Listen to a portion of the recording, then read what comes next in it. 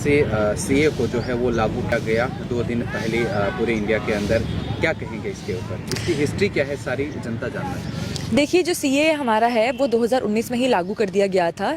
दिसंबर में। तो जो उसकी नोटिफिकेशन है वो हमारे होम मिनिस्टर साहब ने अभी मंडे को ही निकाली है। और सिटीजनशिप एक्ट का जो जिसमें डेफिनेशन हमारी इलीगल माइग्रेंट की थी वो चेंज कर दी गई है। पहले जो था उसमें इलीगल माइग्रेंट वो थे जो डॉक्यूमेंट्स के बिना, पासपोर्ट्स के बिना या एक टाइम पीरियड कोलैप्स होने के बिना इंडिया में रह रहे थे तो उसको डिटेन किया जाता था। लेकिन अब जो इलीगल माइग्रेंट्स जो हैं जो वो होंगे जो 2014 के बाद इंडिया में आए होंगे। जो 2014 से पहले जितने भी लीगल माइग्रेंट्स आए हैं, चाहे वो पाकिस्तान से आए हैं, बांग्लादेश से आए हैं, अफगानिस्तान से आए हैं, जिनको रिलीजन की वजह से भेदभाव किया जाता था या रिलीजन की वजह से उनको निकाल दिया जाता था, मारा पीटा जाता था, और जो पनाह लेने आए हैं इंडिया में, तो उन सबको सिटीजनशिप जो है ग्रांट भी की जाएगी और उनको जो है सिटीजनशिप के राइट्स भी दिए जाएंगे।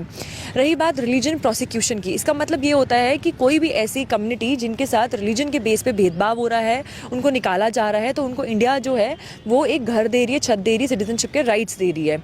और जैसे हमारा अफगानिस्तान, पाकिस्तान, बांग्लादेश में मुस्लिम जो है मेजॉरिटी में है, तो इसीलिए क्या बोलते हैं, जो मिनॉरिटीज़ में आते हैं जिनके साथ रिलीजन की वजह से कुछ प्रॉब्लम फेस करनी पड़ती है, उनको मारा पीटा जाता है, निकाल दिया जाता है। जो माइग्रेट होकर इंडिया में आए हैं उनको हम यहाँ जगह दे रहे हैं, सिटीजनशिप राइट्स दे रहे हैं।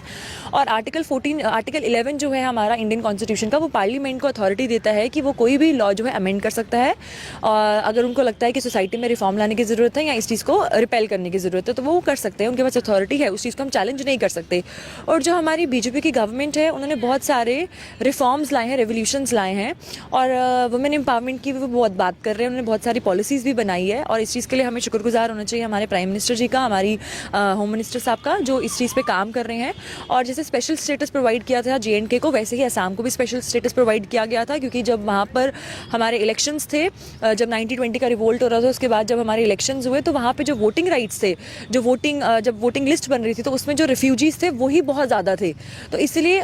उनको एक साइड पे स्पेशल स्टेटस दे दिया गया था। और सिटीजनशिप में हम उनको सिटीजनशिप के राइट्स ग्रांट कर रहे हैं, और ताकि उनको भी कोई जगह दे सके, उनको घर दे सके, और जो रिलीजन की वजह से उनको प्रोसिक्यूशन फेस करना पड़ रहा था उससे वो बाहर आ सके।